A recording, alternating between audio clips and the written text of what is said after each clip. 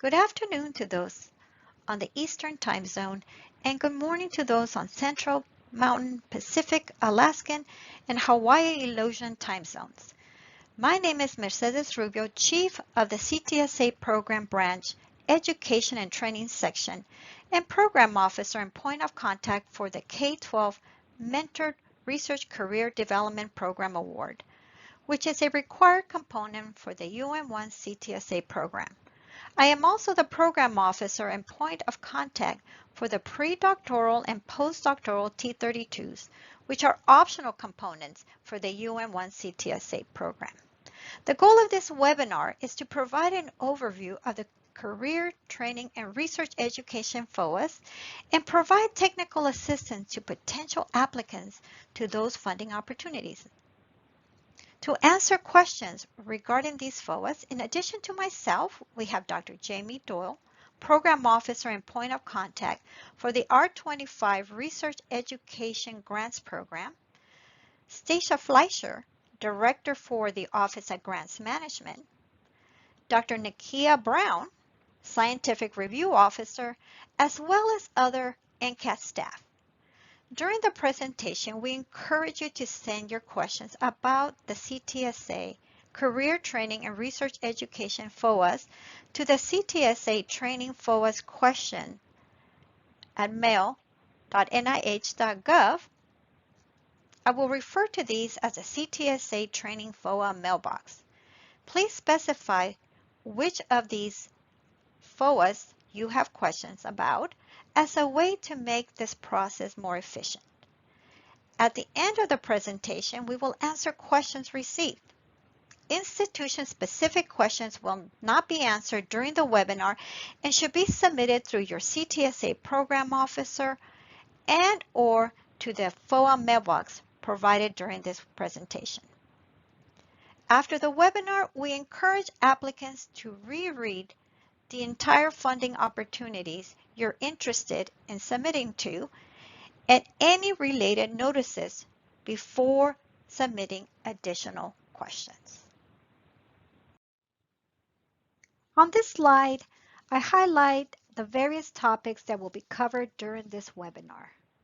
We will begin with an overview of the required and optional components to the UM1 FOA, the integration of the UM1 and the companion FOAs, definition used in the FOAs, areas of commonalities across the Career Training Research Education FOAs, a reminder of the hub tiers, and for those who are already thinking ahead and thinking about renewals, we will briefly discuss that.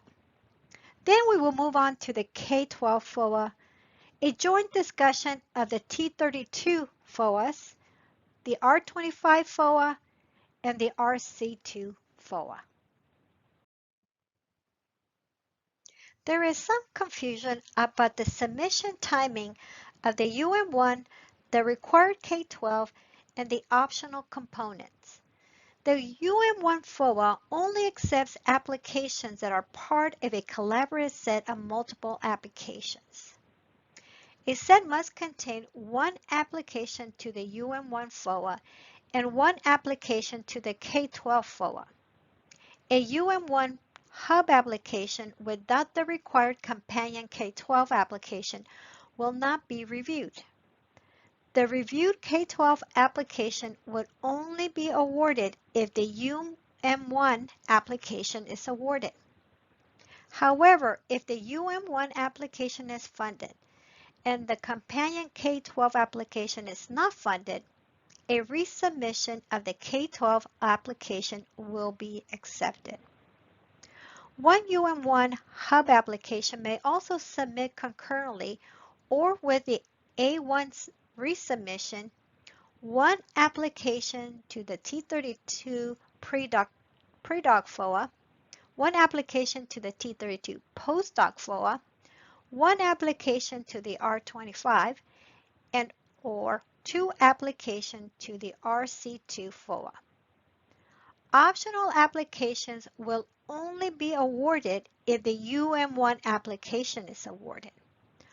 Optional applications, either initial or resubmissions, will be accepted concurrently or if the UN-1 application is awarded. The application must provide a specific plan describing the partnership between the UN-1, the required K-12, and any optional components. We have been asked about the integration of the UN-1 and K-12 and the UN-1 and any optional component. The UN-1 application must include a specific plan describing the partnership between it and the required K-12 and the UN-1 and any optional component. Similarly, the K-12 and any optional components must include a specific plan describing the partnership with the UN-1. The coordination and integration plan is to describe the overarching goals of each component and the coordination, integration, synergy, and mutual reinforcement of resources among the components. Include a description of the roles of any shared partners and/or collaborators. The coordination and integration plan is limited to 3 pages. And if this attachment is not included, the application will be considered incomplete and will not be reviewed.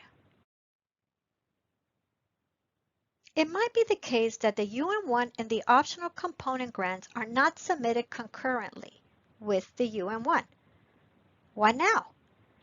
If an optional component grant, say the T32 or R25, are not submitted concurrently with the UN-1, then the UN-1 application should indicate that these applications are planned in the future and should describe the intent or future plans to coordinate and integrate these activities with the UN-1.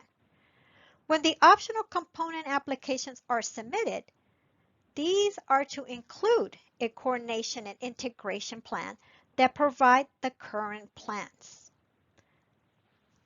If this attachment is not included, the application will be considered incomplete and will not be reviewed. We would like to take a moment to provide some definitions used in the FOAS. These terms are translation, translational research, and translational science. Translation is defined by NCATS as the process of turning observations in the laboratory, clinic, and community into interventions that improve the health of individuals and communities, from diagnostics, preventions, and treatments to medical procedures and behavioral changes. Translational research, defined by NCATS, is the endeavor to traverse a particular step of the translational process for a particular target or disease. Translational science is the field of investigation focused on understanding the scientific and operational principles underlying each step in that translational process. The CTSA Program Career Training and Research Education FOAS indicate that applicants are expected to nurture the scholars, trainees, development of the following characteristics irrespective of their particular areas of expertise. The trainees and scholars are to be domain experts. That is, they are to possess deep disciplinary knowledge and expertise in one or more of the domains of the translational science spectrum. They are to be boundary crossers and be able to break down disciplinary silos and be able to collaborate with others across research areas and professions. They are to practice a team science approach by leveraging the strengths and expertise of all players. They are to be process innovators and be able to seek better ways of understanding the scientific operational principles underlying that translational process and innovate to overcome bottlenecks and accelerate that process. They are to be skilled communicators and be able to communicate clearly with all stakeholders in the translational process. They are to be system thinkers and evaluate the complex external forces, interactions, and relationships impacting the development of medical interventions. And of course, they are to be rigorous researchers and be able to conduct research at the highest level of rigor and transparency to maximize reproducibility.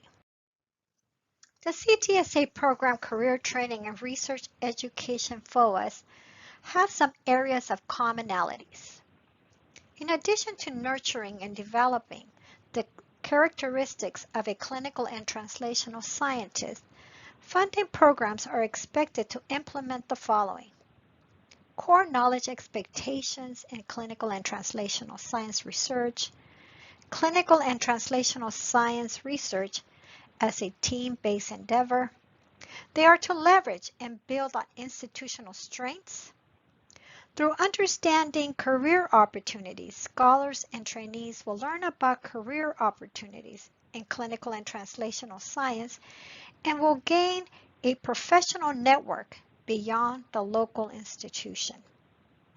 Research shows that mentoring is a key component to success of scholars and trainees. With this in mind, evidence-informed mentoring practices should be incorporated. Diversity contributes to excellence in research training environments, and it is needed to address complex translational problems and strengthen the clinical and translational science enterprise. We recognize that excellence and innovation comes from individuals across the translational spectrum. With this in mind, leadership and management skills are important as scholars and trainees transition into their next phase in the clinical and translational pathway. The UM1 FOA supports 4 sizes of hub applications: A, C, T, and G. The size of the UM1 will determine the K-12 budget and the T32 trainee slots. We suspect that some are wondering how renewals work when grant awards are off-cycle. In this case, the UM1 can be awarded up to 7 years. The Career Training and Research Educational Awards can be awarded up to 5 years. Renewal applications for the K-12, T32, and R25 will be allowed in subsequent rounds, and active UM1 is required. Let us next turn our attention to the Mentor Research Career Development Program Award, the K-12. The purpose of this funding opportunity announcement is to encourage institutions to propose creative and innovative institutional research career development programs designed to prepare an outstanding heterogeneous pool of promising later-stage postdoctoral fellows and junior faculty scholars in clinical and translational science who have made a commitment to independent research careers and to facilitate their timely transition to more advanced support mechanisms. There has been some confusion regarding whether existing CTSA grantees can submit a renewal. The answer is no.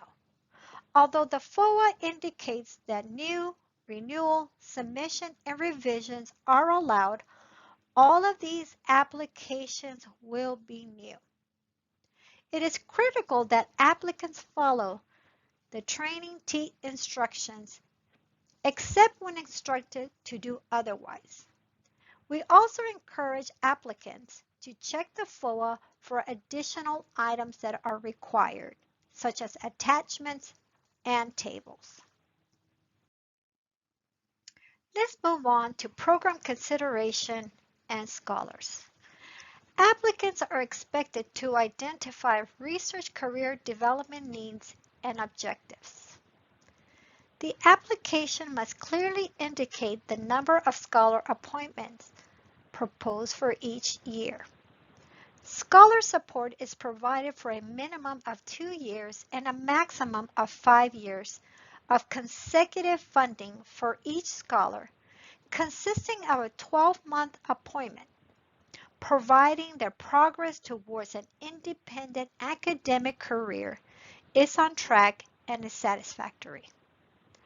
Applicants must be able to show their ability to recruit scholars who can complete the entire 2 to 5 year proposed program. Let's talk briefly about the K-12 award budget. As mentioned earlier, the K-12 budget is determined by the UM1 companion. Application budgets are to reflect per budget year the following. Hubs in Tier A, $1.5 million direct costs. Hub Tier C, $1 million direct costs. Hub Tier T, $900,000 direct costs. Hub Tier G, no more than $700,000 direct cost. Next, we will review what the K-12 allows in terms of personnel costs. Up to 1.2 person months total effort per annum may be allocated for all PD/PI of the K-12 program to partially offset their salaries and associated fringe benefit costs. Up to 6 person months total effort per annum may be allocated for all other program administrative and management personnel. For example, program administrator, program coordinator, and/or program assistant. And here again, the effort is to partially offset their salaries and associated benefit costs. Let's move on to scholar costs. Up to $120,000 per year towards the salary of each K-12 scholar. The applicant must clearly indicate the number of scholar appointments proposed for each year. Scholar full-time support is provided for a minimum of 2 years and a maximum of 5 years of consecutive funding for each scholar. No less than $10,000 and up to $30,000 per individual scholar must be provided for the following. Research-related expenses, tuition and fees, travel to scientific meetings, statistical services, and no more than $5,000 of the scholar research and development support funds per scholar may be pooled for program-wide activities, only if the activities support the career development of all the scholars. Let's briefly talk about the other program-related expenses. Consulting costs, equipment, supplies, travel for key persons, and other program-related expenses may be included in the proposed budget.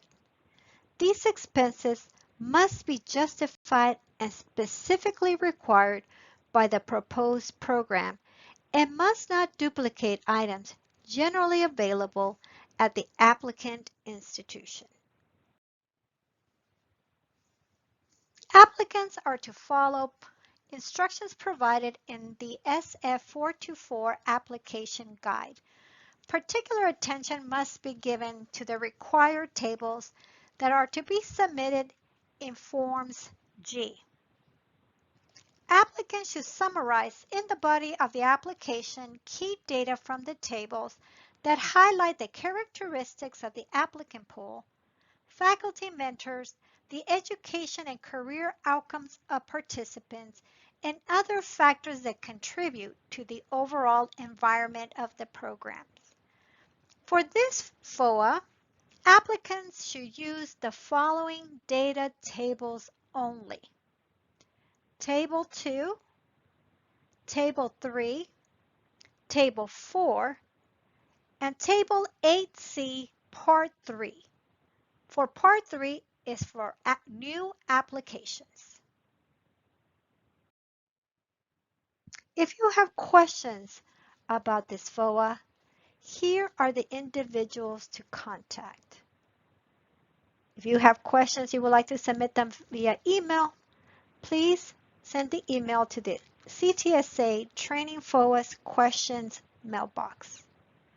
Thank you so much. We will now move on to a review of the NRSA pre-doctoral and NRSA postdoctoral T32s. The purpose of a T32 pre-doctoral program is to enhance pre-doctoral research training for individuals seeking a PhD or equivalent research health professional degree and help ensure a heterogeneous pool of clinical and translational scientist trainees who are equipped with the knowledge, skills, and abilities to advance diagnostics, therapeutics, clinical interventions, and behavioral modifications aimed at improving health. The purpose of a T32 postdoctoral research training program is to enhance postdoctoral research training of individuals with doctoral degrees and help ensure a heterogeneous pool of clinical and translational scientist trainees are equipped with the knowledge, skills, and abilities to enhance diagnostic, therapeutics, clinical interventions, and behavioral modifications that improve health. Similar to the K-12, the NRSA pre-doctoral and NRSA postdoctoral T32s are new applications. It is critical that applicants follow the training instructions found in the SF 424 application guide. Please also check the FOA for additional required items such as attachments and tables. In this next slide, we will discuss what constitutes applications not being responsive to the pre-doctoral FOA.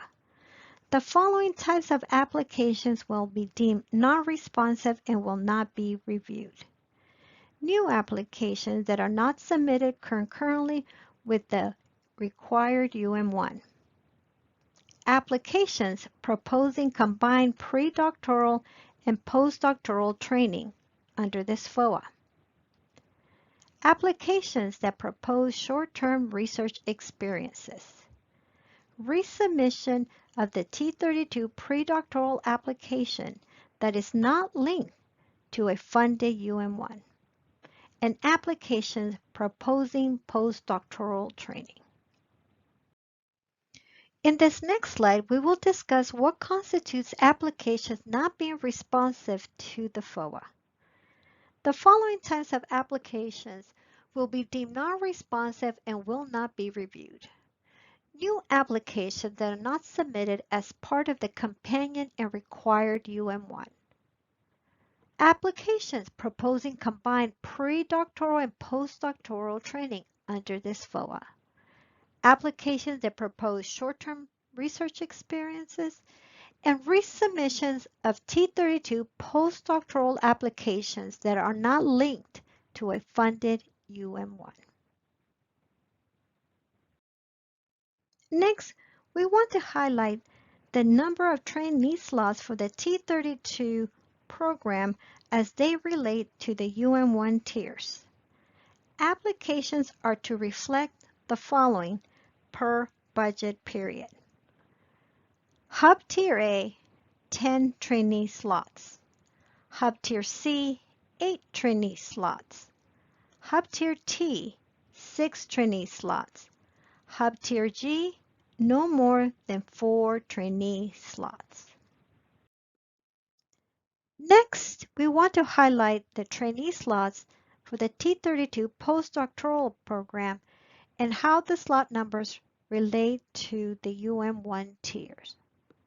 Hubs in Tier A may request 5 trainee slots. Hubs in Tier C, 4 trainee slots. Hubs in Tier T, 3 trainee slots. And hubs in Tier G, no more than 2 trainee slots. The next few slides are dedicated to presenting information about the stipends, tuition and fees, and other items covered by the NRSA Predoctoral T32.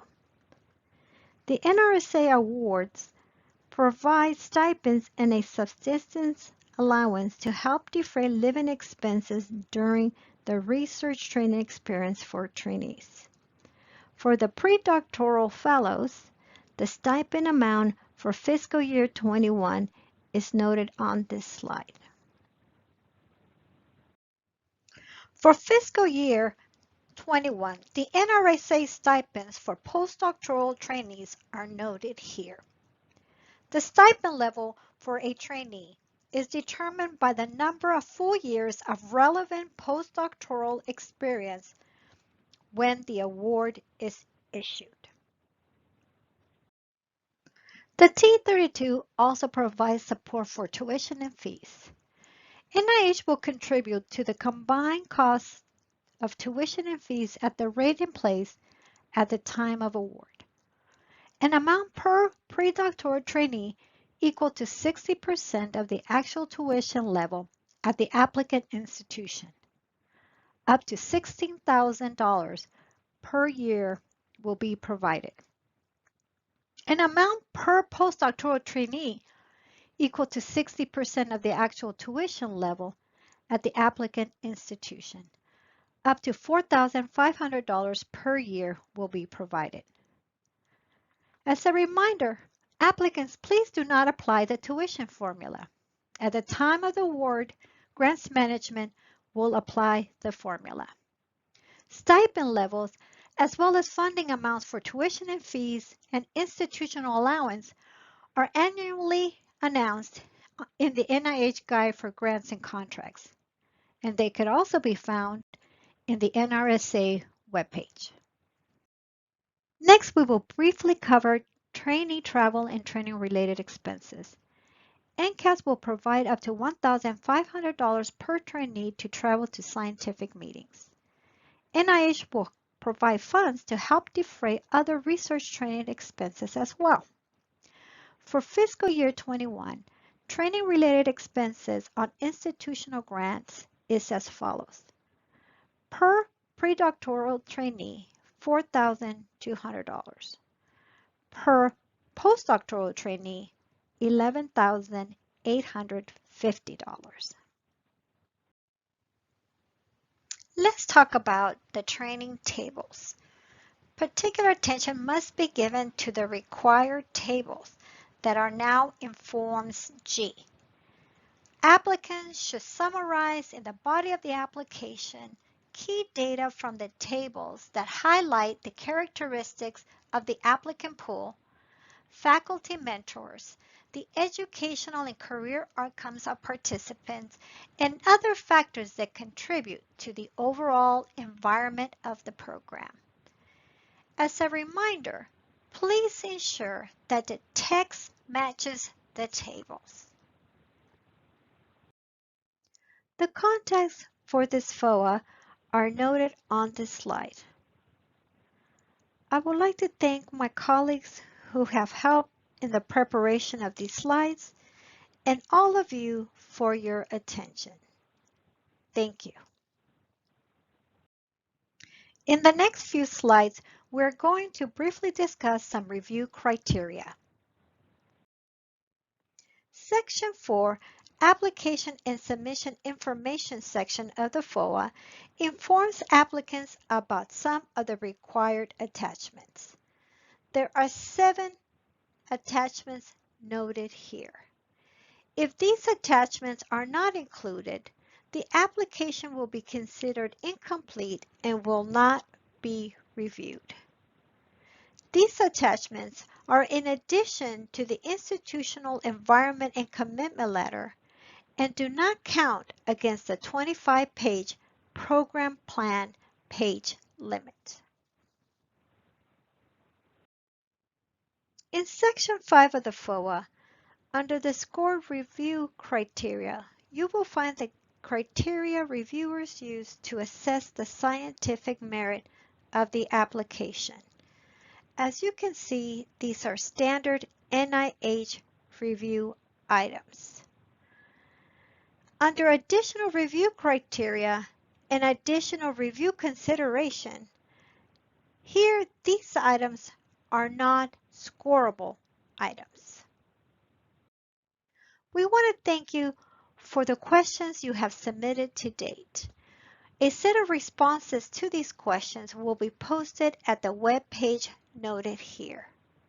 We will also make periodic updates to this page based on the questions you submit to the CTSA Training FOA Questions mailbox. Please continue to send your questions.